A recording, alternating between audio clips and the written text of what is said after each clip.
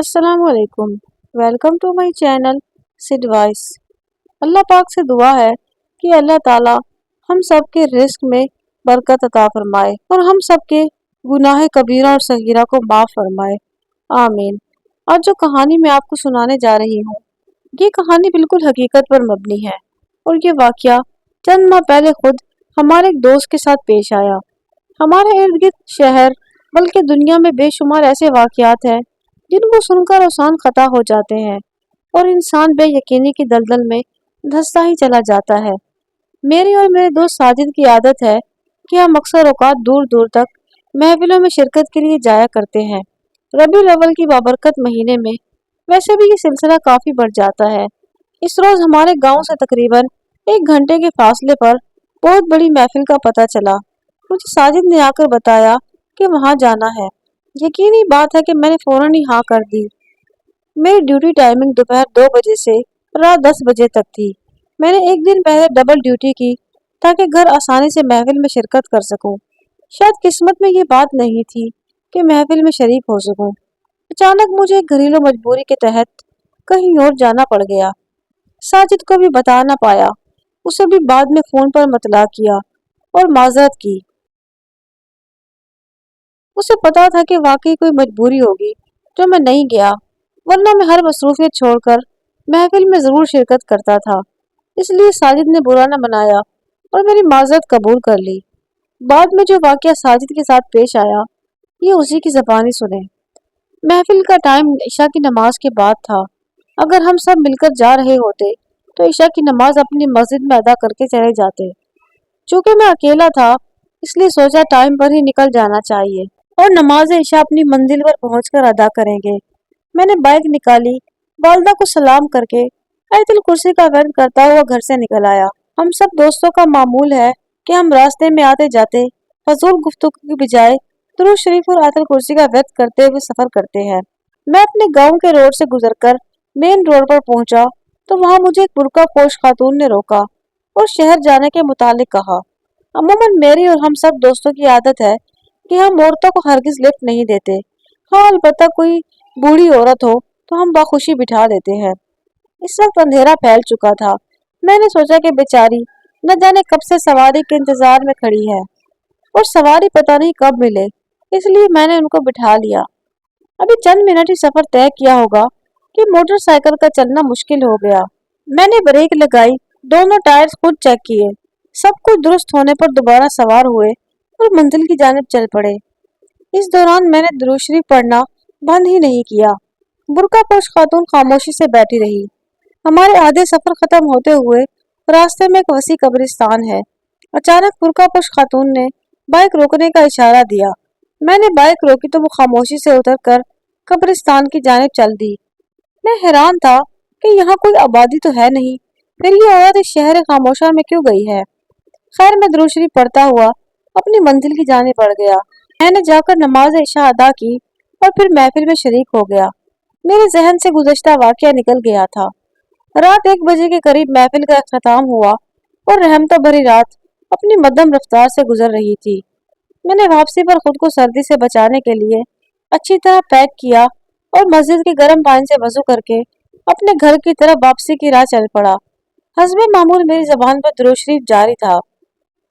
تب میری حیرت کی انتہا نہ رہی اور میں اچنبھے میں پڑ گیا، کیونکہ شہر سے باہر نکلتے ہی مجھے اس برقع پوش عورت نے ہاتھ کے اشارے سے رکنے کا اشارہ کیا۔ ایک لمحے کو تو میں ڈر گیا، پھر میرے ذہن میں آیا کہ شاید عورت وہاں کسی عزیز کی قبر پر گئی ہوگی اور واپس جانا چاہتی ہے، مگر اس کو کیسے پتا چلا کہ میں آ رہا ہوں؟ پھر یہ قبرستان سے اتنی دور کیسے پہنچ گئی اور پھر یہ رات کو ہی کیوں سفر کرنے پر بازد ہے؟ یہ سارے سوالات تھے جو اس وقت مجھے ذہن میں آ رہے تھے۔ بہرحال میں اپنے سارے انداز جھٹک کر بائک پر بیٹھنے کا اشارہ کر دیا۔ حسب معمول خاموشی سے ہی سفر کیا اور میں ہمیشہ کی طرح درود شریف کا ورد کرتا رہا۔ وہی قبرستان آنے پر جہاں وہ اتری تھی، اس نے مجھے ایک مرتبہ پھر رکنے کا اشارہ کیا۔ میں نے بائک روکی۔ میں اسے پوچھنے ہی والا تھا کہ وہ کون ہے اور یہاں کیا کرنے آئی ہے، مگر جب وہ بائک سے اتری تو اسے دیکھتے ہی میرے اوسان خطا ہو گئے۔ وہ ایک بڑے دانتوں والی بلا بن چکی تھی، الجھے بال، الٹے پاؤں، یعنی ڈراؤنی شکل والی۔ मैं वहां से दुरूद शरीफ और आयतल कुर्सी पढ़ता हुआ भाग निकला। मुश्किल ही घर पहुंचा और घर आते ही बुखार ने मुझे घेर लिया।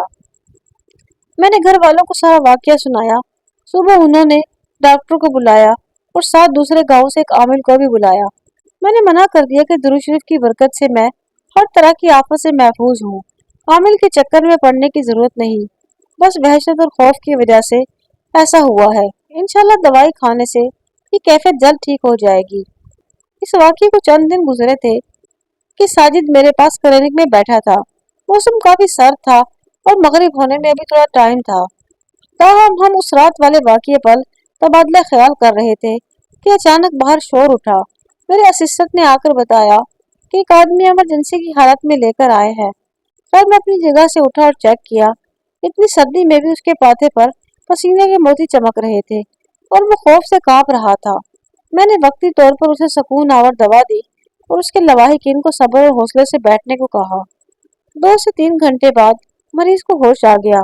इस दौरान वक्फे वक्फे से मेरा असिस्टेंट ब्लड प्रेशर चेक करता रहा। थोड़ी देर बाद मरीज को होश आया तो उसे चाय पीने के लिए दी गई। जब उसके होश बहाल हुए तो उससे पूछा आखिर क्या बात हुई कि आपकी ये हालत हुई। तब उसने बताया कि मैं शहर से वापस आ रहा था तो मुझे एक बुर्कापोश खातून ने रोका और लिफ्ट मांगी। मैंने बिना किसी पेशोपश के उसे बाइक पर बैठने का इशारा किया। रास्ते में कब्रिस्तान के पास उसने उतरने को बोला। जब मैंने बाइक रोकी तो वो उतरी और उस पर नजर पड़ते ही मेरे होश उड़ गए। वो बदसूरत तरीन चुड़ैल बन चुकी थी। मेरी जबान पर फौरन कलमा तैयबा जारी हो गया। उसके बाद मुझे कुछ पता नहीं कि मैं यहाँ कैसे पहुंच गया। मैंने साजिद और साजिद ने मेरी तरफ देखा। यकीनन ये उसी चुड़ैल की कारस्तानी थी जो साजिद को भी मिल चुकी थी। खुदा का शुक्र कि अब तक वो इस हरबे में कामयाब न हो सकी थी और हम दुआ कर रहे थे कि खुदा सबको सलामत रखे। मरीज को फर्स्ट एड देकर फारिग कर दिया गया। मैं और साजिद सोच रहे थे कि आखिर किस तरह लोगों को उस चुड़ैल से छुटकारा मिले। साजिद के साथ ये वाकया रात को जबकि दूसरे आदमी के साथ अब दिन के वक्त भी पेश आ गया था। अब लोग दिन में कब्रिस्तान के पास से भी गुजरने से डरते थे। फिर अगले 1 महीने तक ऐसा कोई वाकया मजीद पेश न आया। लोग आहिस्ता आहिस्ता ये बात भूल रहे थे। एक रोज मुझे शहर जाना पड़ा और वहां पर मेरा फ्री मेडिकल कैंप था। मुझे वहां ड्यूटी करना थी। ड्यूटी के दौरान ही मुझे एक ऐसा वाकया सुनने को मिला जिसकी कड़ियां गुज़श्ता वाकयात से मिल रही थी।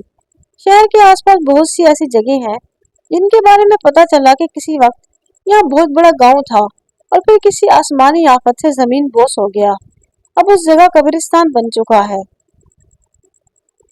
दो दोस्त शहर सियालकोट से आ रहे थे और दोनों ही अलग अलग मोटरसाइकिल पर थे। रास्ते में किसी बुर्कापोश खातून ने रोका और लिफ्ट मांगी। एक ने उस औरत को बाइक पर बिठा लिया और बाइक फराटे भरती आगे बढ़ने लगी। काफी दूर जाकर उस औरत ने कब्रिस्तान के पास रुकने का इशारा किया। जब बाइक रुकी तो औरत ने बुर्का उतार दिया। उसकी शक्ल सूरत बहुत खूबसूरत दुल्हन जैसी थी। उसने दोनों दोस्तों को जो दावत दी तो उसके साथ चले, चाय पानी पीकर वापस चले जाए। दोनों दोस्त आवारा घर थे। वो इस ऑफर से खुश हुए मगर हैरान थे कि आसपास कोई घर तो नहीं है। आखिर ये हमें कहाँ लेकर जा रही है। एक दोस्त का हाथ पकड़कर वो जा रही थी जबकि दूसरा उसके पीछे पीछे था। पिछले दोस्त ने कहा, देखा इस दुल्हन के पांव उल्टे हैं। तो उसने अपने दोस्त को आवाज दी मगर वो दोनों अपने आप में मगन चलते जा रहे थे। दोस्त ने वापसी के लिए दौड़ लगाई, अपनी बाइक ली और घर वालों को बतला किया। बहुत से लोग इस कब्रिस्तान पहुंचे मगर तब तक काफी देर हो चुकी थी। थोड़ी ही तलाश के बाद उन्हें एक मशकशुदा लाश मिली जो उसी लड़के की थी।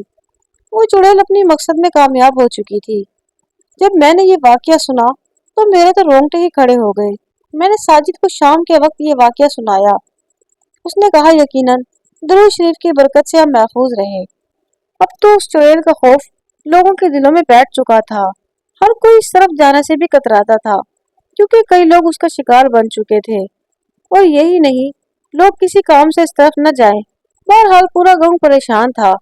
लोगों को परेशान देखकर एक रोज मस्जिद के पेशे इमाम साहब बोले कि 5 लोग मेरे साथ चले और उस जगह की निशानदेही करें कि वो चुड़ैल किस जगह उतरती है और किस जगह खड़े होकर लिफ्ट मांगती है। खैर उन लोगों में साजिद भी शामिल था।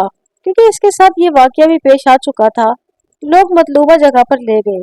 साजिद ने उस जगह की निशानदेही कर दी। पेशे इमाम साहब ने उस जगह का बगौर जायजा लिया, फिर अपनी जेब से 3 अदद लंबी कीलें निकाली और उन पर कुरानी आयत पढ़कर दम किया और एक कील उसी जगह जमीन में गाड़ दी, दूसरी कील वहां से कुछ दूर और फिर तीसरी कील आगे गाड़ कर बोले, अब गांव चले। मैंने उस कमबख्त चुड़ैल की बंदिश कर दी है, अब ये रात या दिन में किसी को भी तंग नहीं करेगी। और उसके बाद ऐसा ही हुआ। उस दिन के बाद किसी को कोई शिकायत न मिली और ना ही कोई बुर्कापोश खातून कब्रिस्तान वाले इलाके में किसी को नजर आई। मौजूद सामीन, ये वाकया बिल्कुल हकीकत पर मबनी है। ऐसे बहुत से वाकयात आज की इस दुनिया में भी हमें सुनने को मिलते हैं जिनमें आपको जिन्नात और चुड़ैलों का जिक्र मिलेगा। अगर आप ऐसे मजीद सच्चे वाकयात सुनना चाहते हैं तो मेरे चैनल सिड वॉइस को जरूर सब्सक्राइब करें। मैं इंशाल्लाह एक नई कहानी के साथ कल फिर से हाजिर होंगी। तब तक के लिए अल्लाह हाफिज।